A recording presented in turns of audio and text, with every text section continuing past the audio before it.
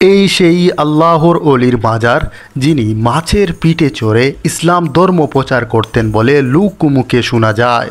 আল্লাহর এই অলির আগমনের পূর্বে এই অঞ্চলে ছিল এক অত্যাচারী পাষণ্ড রাজা। ইতিহাসে পরশুরাম নামে পরিচিত এই রাজা ছিল অত্যাচারী একজন রাজা, যে জাদুমন্ত্র কালো জাদুতে ছিল পারদর্শী, যার ছিল একটি ভয়ঙ্কর কূপ। সেই রহস্যময় কূপে তার মৃত সৈন্যদেরকে ফেলে দিয়ে তাদেরকে জীবিত করে আবারও আল্লাহর অলির বিরুদ্ধে যুদ্ধে পাঠাতো। প্রিয় দর্শক, বলছি বগুড়ার মহাস্থানগড়ে অবস্থিত শাহ সুলতান বলখি মাহিসাওয়ার রহমতুল্লাহ আলাইহি এর কথা।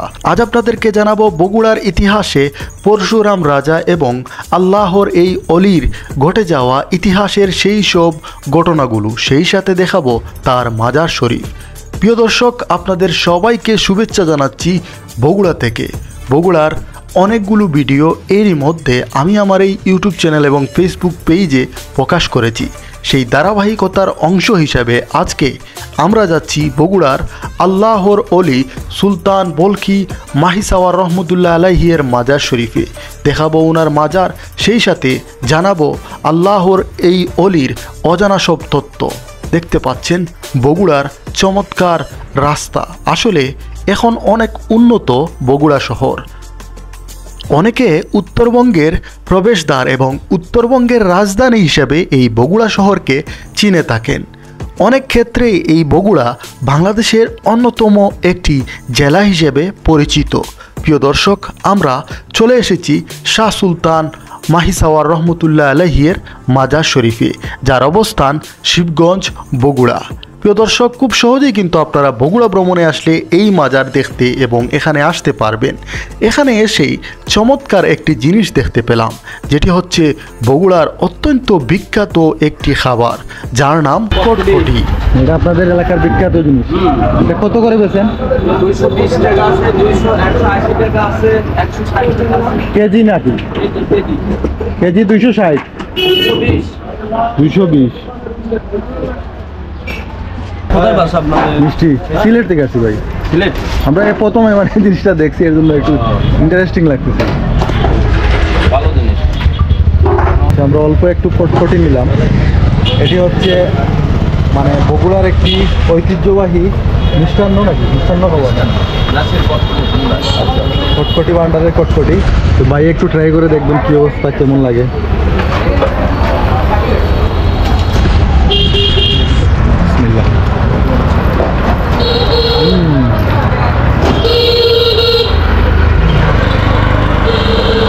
প্রথমবারের মতো বগুড়ার বিখ্যাত সেই কটকটি, আসলে দারুণ স্বাদ।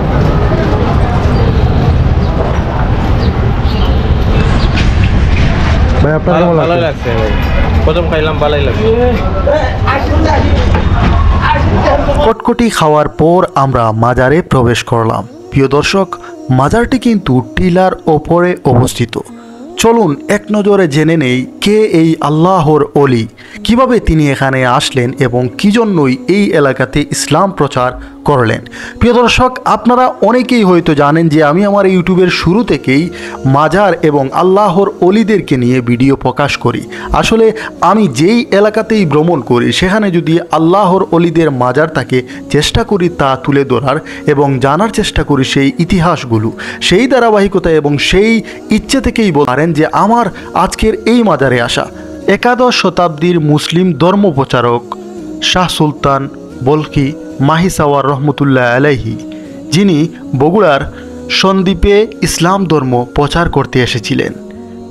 প্রিয় বন্ধুরা, তার জন্ম কিন্তু বাংলাদেশে নয়, তিনি কিন্তু সুদূর আফগানিস্তান থেকে কিন্তু এই বাংলাদেশে এসেছিলেন এবং মৃত্যুবরণ করেন বাংলাদেশের মহাস্থানগড় এই বগুড়া জেলার। এখানেই কিন্তু তার সমাধিস্থল উপরে আছে। তো আমরা ওনার সম্পর্কে একটু জানার চেষ্টা করি। ইতিহাসবিদ প্রভাষচন্দ্র সেন রচিত বগুড়ার ইতিহাস থেকে জানা যায় 1043 সালে হিজরি 439 রাজা নরসিংহ বা পরশুরামকে আফগানিস্তান থেকে আগত ইসলাম ধর্ম প্রচারক সুফি শাহ সুলতান বলখি যুদ্ধে পরাজিত এবং নিহত করেন। প্রিয় দর্শক, এখানে কিন্তু একটি জিনিস পরিষ্কার যে শাহ সুলতান আফগানিস্তানের বালক, রাজ্যের সম্রাট ছিলেন। তিনি ছিলেন বালক রাজ্য এবং তিনি আলী আসগরের পুত্র ছিলেন।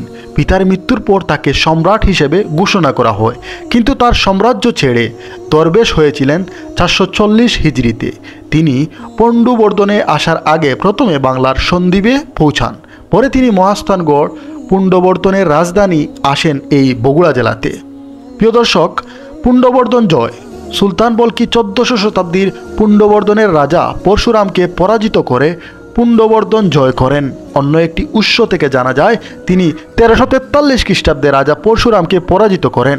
পরশুরাম ছিলেন পুণ্ডবর্ধনের শেষ রাজা, অত্যাচারী রাজা, যিনি সাধারণ মানুষের উপর অনেক অত্যাচার করতেন, বিশেষ করে মুসলমান ধর্মের মানুষের উপর। প্রিয় দর্শক, লোকমুখে জানা যায় মাছ আকৃতির নৌকাতে করে মহাস্থানগড় এসেছিলেন আল্লাহর এই অলি, যার কারণেই তাকে মাহিসাওয়ার বা মাছের পিঠে করে আগমনকারী হিসাবে কিন্তু তাকে বলা হয়ে থাকে। ইসলামের দাওয়াত দিতে তিনি কিন্তু সুদূর আফগানিস্তান থেকে এসেছিলেন এবং এই অত্যাচারী রাজা পরশুরামকে পরাজিত করে এই এলাকাতে ইসলাম ধর্ম প্রচার করেন। প্রিয় দর্শক, দেখতে পাচ্ছেন ভিতরেই হচ্ছে কিন্তু উনার সেই মাজার শরীফটি। আপনাদেরকে ভিতরে তার মাজারের অংশবিশেষ সেগুলো দেখাবার চেষ্টা করছি। প্রতিদিন দেশের বিভিন্ন স্থান থেকে এখানে হাজার হাজার ভক্ত অনুরাগীরা আসেন। প্রিয় দর্শক, এখানেই শায়িত আছেন আল্লাহর অলি মাহিসাওয়ার। প্রিয় দর্শক, আপনারা দেখতে পাচ্ছেন অনেকেই এখানে তেলাওয়াত করছেন, অনেকে দোয়া করছেন, সবাই এখানে আসেন। এই জায়গাটা আসলে পবিত্র একটি জায়গা। এখানে আল্লাহর একজন অলি শায়িত আছেন। এখানে আশেপাশে আরও অনেক জায়গা আছে, সব কিছুই আপনাদেরকে দেখাবার চেষ্টা করছি। এখানে আরও একটি মাজার, আমি জানি না এই মাজারটা কিসের, সেটা জানলে হয়তো আপনাদের সাথে সেই ইতিহাসটা শেয়ার করতে পারতাম। যদি বগুড়ার কেউ দেখে থাকেন আর জানেন যে এই মাজার বা এই কবর মুবারকটা কার, আসলে কবরটা কার, সেটা অবশ্যই আপনারা কমেন্ট করে জানাতে পারেন। প্রিয় দর্শক, আমরা আপনাদেরকে পুরো মাজারটি দেখাবো, সেই সাথে এই মাজারের যা আছে সব কিছুই দেখাবার চেষ্টা করছি, সঙ্গেই থাকুন।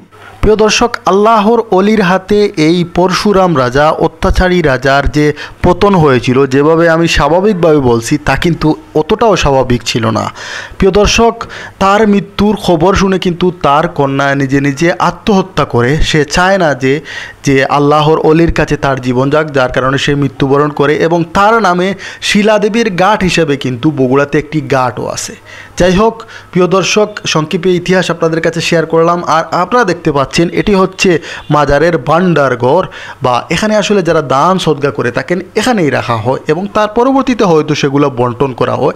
এই বিষয়টা আসলে আমি জানি না, তবে সবাই জিয়ারত করতে আসে বিভিন্ন আমাদের সিলেটে যেভাবে মাজারগুলোতে জিয়ারত করতে আসে তেমনিভাবে দেশের বিভিন্ন স্থান থেকে এখানে জিয়ারত করতে আসে, যে মাজার ইতিমধ্যে অলরেডি আপনার এটা আপনাদের কি বিখ্যাত সেই কটকটি? এটা বিখ্যাত শিল্প, খুবই স্বাদ, আমরা খাইছি, ট্রাই করছি আর কি। সবাই ট্রাই করি।